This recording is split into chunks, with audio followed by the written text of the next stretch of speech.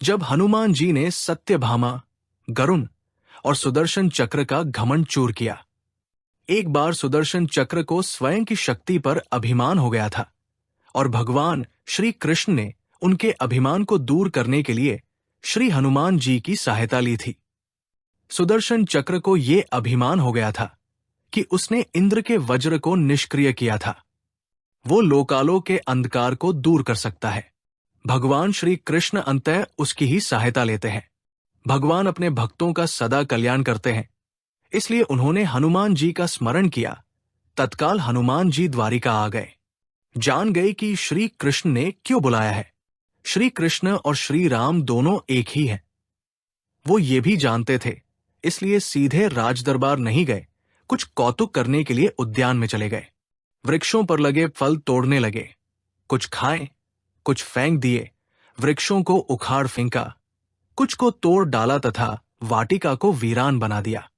फल तोड़ना और फेंक देना हनुमान जी का मकसद नहीं था।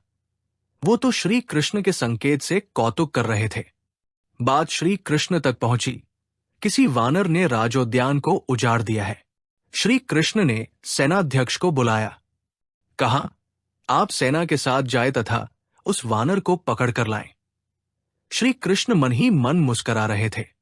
सेनाध्यक्ष सेना सहित तत्काल वाटिका पहुंचे तथा उन्होंने हनुमान जी को ललकार कर कहा, बाग क्यों उजाड़ रहे हो? फल क्यों तोड़ रहे हो? चलो, तुम्हें श्री कृष्ण बुला रहे हैं। हनुमान जी ने सेनाध्यक्ष से कहा, मैं किसी कृष्ण को नहीं जानता, मैं तो श्री राम का सेवक हूं। जाओ, कह दो मैं नहीं आऊंगा। सेनाध्यक्ष क्रोधित होकर बोले, तुम नहीं चलोगे तो मैं तुम्हें पकड़ कर ले जाऊंगा। हनुमान जी ने सेनाध्यक्ष को पूंछ में दबोचकर दूर राजमहल की तरफ फेंक दिया।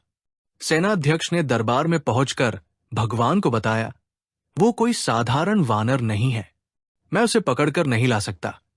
श्री कृष्ण ने हनुमान जी को कहलावा भेजा कि आपको श्री राम बुला रहे हैं तथा सुदर्शन चक्र को आदेश दिया है, सुदर्शन जी, द्वार पर रहना, कोई बिना आज्ञा अंदर न आने पाए तथा अगर कोई बिना आज्ञा के अंदर आने का प्रयास करे तो आप उनका वध कर दें। श्री कृष्ण समझते थे कि श्री राम का संदेश सुनकर तो हनुमान जी एक पल भी रुक नहीं सकते। दरबार के द्वार पर सुदर्शन ने उन्हें रोक कर कहा, बिना आज्ञा अंदर जाने की मनाही है। जब श्री राम बुला रहे हो तो हनुमान जी विलंब सहन नहीं कर सकते। हनुमान जी ने सुदर्शन को पकड़ा और इलायची की भांति दाढ़ में दबाकर मुंह में रख लिया। भगवान राम के स्वरूप में श्री कृष्ण जी सिंहासन पर बैठ गए।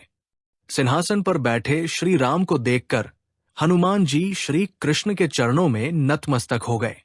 श्री कृष्ण ने हनुमान जी को गले लगा लिया।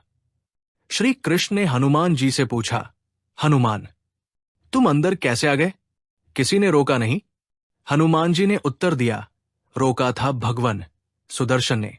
मैंने सोचा आपके दर्शनों में विलंब होगा, इसलिए उनसे उलझा नहीं, उसे मैंने अपने मुंह में दबा लिया। ये कहकर हनुमान जी ने मुंह से सुदर्शन चक्र को निकालकर प्रभु के चरणों में डाल दिया। सुदर्शन चक्र का घमंड चूर हो चुका था। श्री कृष्ण यही चाहते थे। श्री कृष्ण ने हनुमान जी को हृदय से लगा लिया। हृदय से हृदय की बात हुई और श्री कृष्ण ने हनुमान जी को विदा कर दिया। परमात्मा अपने भक्तों में, अपने निकटस्थों में अभिमान रहने नहीं देते। अगर श्री कृष्ण ने हनुमान जी की सहायता से सुदर्शन चक्र का घमंड दूर न करते तो सुदर्शन जी परमात्मा के निकट रह नहीं सकते थे। परमात्मा के निकट रह ही वह सकता है जो मैं से रहित होकर न मैं जान लेता है, अर्थात न मैं को जान जाता है। नम का अर्थ ही है कि मैं कुछ नहीं हूं, वरन परमेश्वर ही सर्वत्र है तथा उन्हीं परमेश्वर को मैं बारंबार नमन करता हूं। आत्मभक्ति मार्ग का पहला कदम है अहम और अभिमान रहित जीवन। संसार में किसी का कुछ नहीं। अपना समझना मूर्खता है, क्योंकि अपना होता हुआ भी कुछ भी अपना नहीं होता। इसलिए हैरानी होती है, घमंड क्यों, किस लिए, किसका? कुछ रुपए दान करने वाला यदि ये कहे कि उसने ऐसा किया है तो उससे बड़ा मूर्ख और कोई नहीं।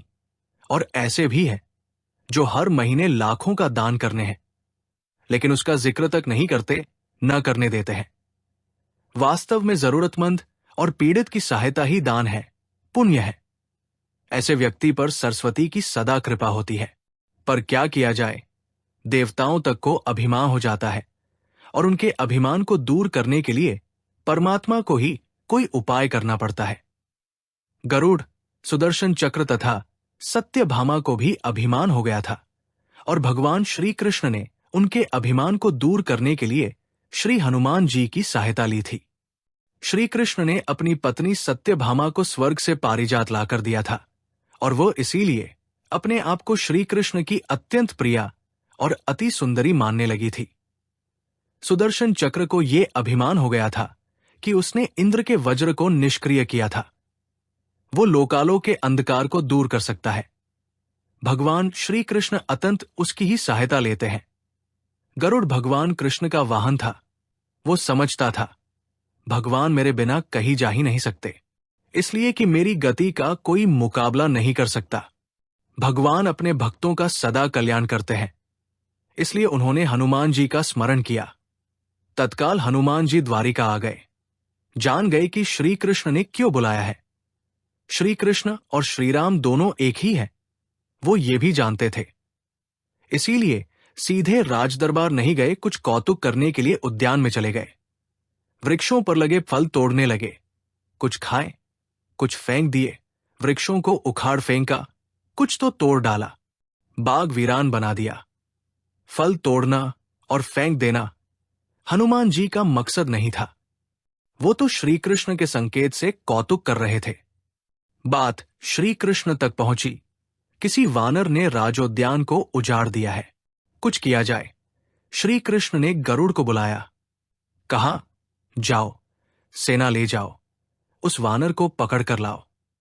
गरुड़ ने कहा, प्रभु, एक मामूली वानर को पकड़ने के लिए सेना की क्या जरूरत है? मैं अकेला ही उसे मजा चखा दूंगा। कृष्ण मन ही मन मुस्करा दिए, जैसा तुम चाहो, लेकिन उसे रोको। जाकर वैनते गए। हनुमान जी को ललकारा, बाग क्यों उजाड़ रहे हो? फल क्यों तोड़ रहे हो? चलो, तुम्हें श्री कृष्ण बुला रहे हैं। हनुमान जी ने कहा, मैं किसी कृष्ण को नहीं जानता, मैं तो श्रीराम का सेवक हूं। जाओ, कह दो मैं नहीं आऊंगा। गरुड़ क्रोधित होकर बोला, तुम नहीं चलोगे तो मैं तुम्हें पकड़ कर ले जाऊंगा। हनुमान जी ने कोई उत्तर नहीं दिया। गरुड़ की अनदेखी कर वो फल तोड़ते रहे।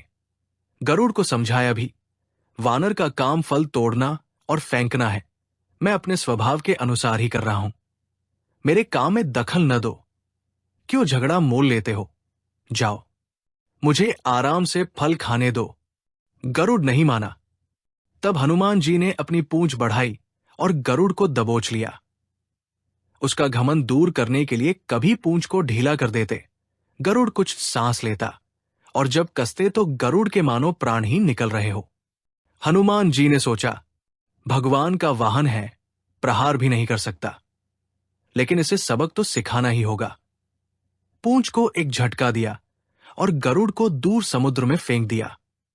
बड़ी मुश्किल से वो गरुड़ दरबार में पहुंचा। भगवान को बताया, वो कोई साधारण वानर नहीं है, मैं उसे पकड़कर नहीं ला सकता। भगवान मुस्करा दिए। सोचा, गरुड़ का घमंड तो दूर हो गया, लेकिन अभी इसके वेग के घमंड को चूर करना है। श्री कृष्ण ने कहा, गरुड़ हनुमान श्रीराम जी का भक्त है, इसीलिए नहीं आया। यदि तुम कहते कि श्रीराम ने बुलाया है तो फौरन भागे चले आते। हनुमान अब मलय पर्वत पर चले गए हैं। तुम तेजी से जाओ और उससे कहना, श्रीराम ने उन्हें बुलाया है। तुम तेज उड़ सकते हो, तुम्हारी गति बहुत है, उसे साथ ही ले आना। गरुड़ वेग से उड़े, मलय पर्वत पर पहुंचे। हनुमान जी से क्षमा मांगी। कहा भी, श्रीराम ने आपको याद किया है, अभी आओ मेरे साथ, मैं तुम्हें अपनी पीठ पर बिठाकर मिनटों में द्वारिका ले जाऊंगा। तुम खुद चलोगे तो देर हो जाएगी, मेरी गति बहुत तेज है, तुम मुकाबला नहीं कर सकते। हनुमान जी मुस्कराए, भगवान की लीला समझ गए। कहा, तुम जाओ, मैं तुम्हारे पीछे ही आ रहा हूं। द्वारिका में श्री कृष्ण राम रूप धारण कर सत्यभामा को सीता बना सिंहासन पर बैठ गए। सुदर्शन चक्र को आदेश दिया, द्वार पर रहना, कोई बिना आज्ञा अंदर न आने पाए। श्री कृष्ण समझते थे कि श्रीराम का संदेश सुनकर तो हनुमान जी एक पल भी रुक नहीं सकते, अभी आते ही होंगे। गरुड़ को तो हनुमान जी ने विदा कर दिया और स्वयं उससे भी तीव्र गति से उड़कर गरुड़ से पहले ही द्वारका पहुंच गए। दरबार के द्वार पर सुदर्शन ने उन्हें रोक कर कहा, बिना आज्ञा अंदर जाने की मनाही है। जब श्रीराम बुला रहे हों तो हनुमान जी विलंब सहन नहीं कर सकते। सुदर्शन को पकड़ा और मुंह में दबा लिया। अंदर गए। सिंहासन पर श्रीराम और सीता जी बैठे थे। हनुमान जी समझ गए। श्रीराम को प्रणाम किया और कहा, प्रभु, आने में देर तो नहीं हुई। साथ ही कहा, प्रभु मां कहाँ है? आपके पास आज ये कौन दासी बैठी है? सत्यभामा ने सुना तो लज्जित हुई, क्योंकि वो समझती थी कि कृष्ण द्वारा पारिजात लाकर दिए जाने से वो सबसे सुंदर स्त्री बन गई है। सत्यभामा का घमंड चूर हो गया। उसी समय गरुड़ तेज गति से उड़ने के कारण हांफते हुए दरबार में पहुंचा। सांस फूल रही थी, थके हुए से लग रहे थे, और हनुमान जी को दरबार में देखकर तो वो चकित हो गए। मेरी गति से भी तेज गति से हनुमान जी दरबार में पहुंच गए। लज्जा से पानी पानी हो गए। गरुड़ के बल का और तेज गति से उड़ने का घमंड चूर हो गया। श्रीराम ने पूछा, हनुमान, तुम अंदर कैसे आ गए?